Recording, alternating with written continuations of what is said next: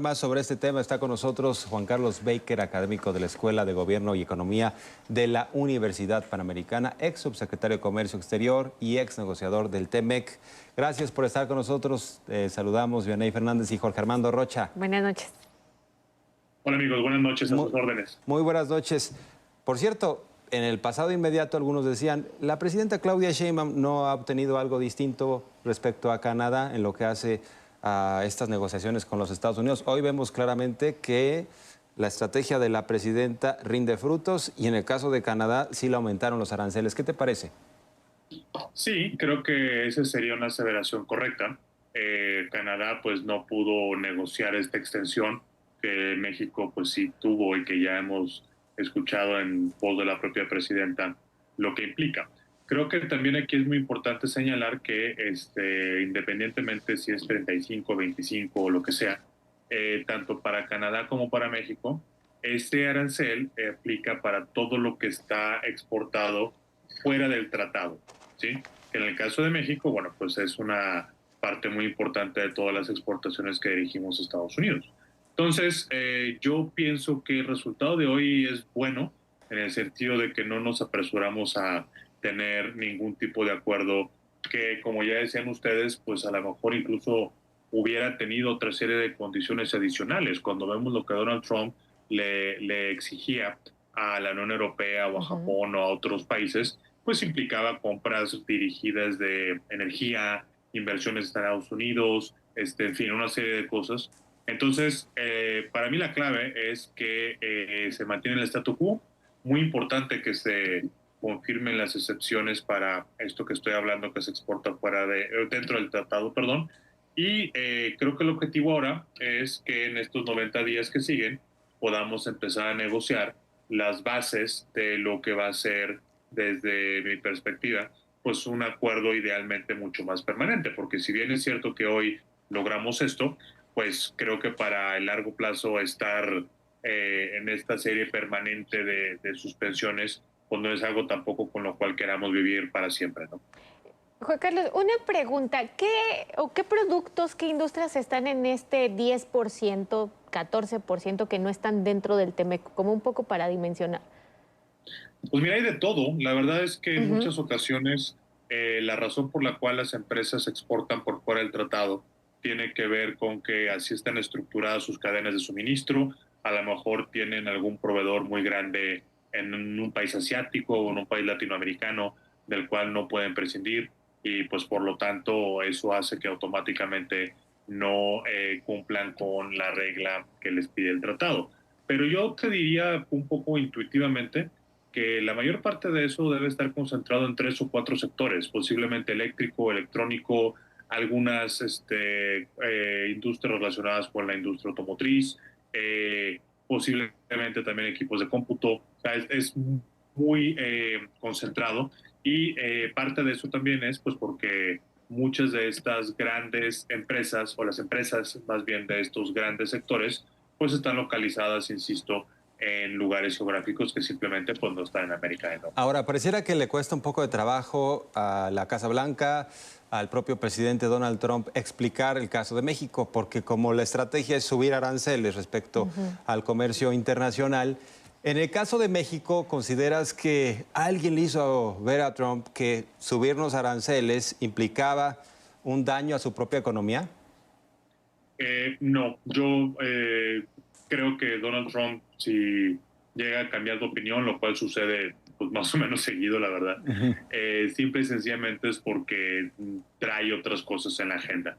No siento que haya que asumir o pensar que lo que sucedió el día de hoy es porque mágicamente el presidente Trump se dio cuenta que nos necesita. Y me parecería también un poco ingenuo esperar que Donald Trump va a salir públicamente a decir eso. Pero yo sí valoro mucho que el trato que le da la presidenta Sheinbaum, la manera en la cual su actitud hacia nuestro país también permea en otros miembros de su administración. Por ahí también, hace ratito seguro lo vieron ustedes, salió la vocera de la Casa Blanca, pues a decir esto que tú mencionabas, Jorge, que México es un país diferente, que tiene otra serie de consideraciones que no tiene ninguna otra nación para Estados Unidos. yo me quedo con eso. Creo que es lo relevante. Por supuesto que la negociación o el proceso que vendrá en estos 90 días tendrá oportunidades para que las empresas, las asociaciones de consumidores, los gobernadores, legisladores de Estados Unidos sean los que vayan a hacer ese argumento que es muy cierto que tú mencionas, pues en la medida y de la forma en la cual estos organismos y empresas lo consideren, pero en Estados Unidos. Una cosa es que el presidente Trump lo escuche de México, lo cual creo que lo hemos venido haciendo bien, el secretario Ebrard lo ha venido haciendo muy bien, pero para efectos de Estados Unidos, pues lo importante es lo que le dicen sus propios votantes, sus propios consumidores, ¿no? Claro, Juan Carlos Becker, hay un clima, digamos, de cierto optimismo porque también se respetó el TEMEC, ¿no? Que también era parte justo de lo que se había puesto sobre la mesa. Se habla de revisión el próximo año, de renegociación del lado de Estados Unidos.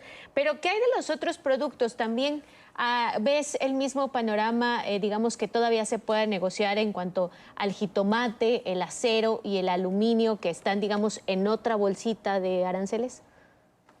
Fíjate que de hecho yo pensaría que ese tiene que ser uno de los objetivos que se incorporan en este proceso. O sea, me parece que el haber logrado la excepción para lo que está dentro del tratado es fundamental, es importantísimo.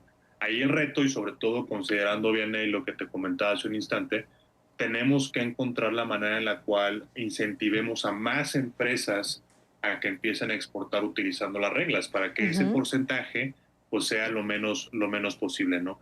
Eso me parece que está mucho más fácil de entender y que Estados Unidos ahí no ha puesto muchos problemas en aceptar esa dinámica. Pero donde creo que está la verdadera negociación hacia adelante y en donde creo que se tiene que destinar mucha creatividad, mucho esfuerzo, mucho capital negociador, es pues precisamente en que esos productos, principalmente acero, aluminio, derivados de acero, automotriz, posiblemente farmacéuticos, o sea, todos los aranceles sectoriales que pues hasta ahora no se han tocado, no tienen ningún tipo de excepciones, salvo los automóviles. Yo creo que es ahí en donde tenemos que ir a dar la batalla. Y si bien es cierto que pues hasta ahora hemos podido sortear las consecuencias más negativas, no hay que dejar de subrayar que todos estos aranceles, en estricto sentido, van en contra del TEMEC. No vamos a pelearnos en las cortes o con represalias o con acciones tal vez un poco más hostiles. En la negociación es lo que hemos privilegiado, pero no por eso hay que dejar de subrayar que lo que está haciendo Estados Unidos, pues en estricto sentido es ilegal. Hay que ser pragmáticos, lo entiendo perfecto, pero pues sí, vamos a enfrentar ese reto hacia adelante. Y rápidamente, ¿crees que cada cosa se puede mantener en su carril, la parte comercial en su carril, la parte migratoria y del crimen organizado en el otro carril? Yo creo que ya están de alguna manera muy integrados todos esos temas. Incluso la propia presidenta Sheinbaum también lo había mencionado hace algunas semanas cuando decía que queríamos alcanzar un acuerdo pues mucho más horizontal, más integral en ese sentido. Entonces, el que todos los temas estén en la mesa me parece que es un reflejo de la madurez o del grado al cual hemos avanzado México y Estados Unidos en su relación bilateral. Pero obviamente migración en migración, comercio en comercio y lo demás en donde cada uno quede. Que veamos todo como un ente, porque así es la realidad de nuestra relación, pues no nos debe de impedir también poner las cosas en su dimensión adecuada a cada una, Jorge. Bien, muchas gracias, Juan Carlos. Como siempre, aprendemos mucho con estas conversaciones. Un abrazo. El agradecido soy yo. Buenas noches.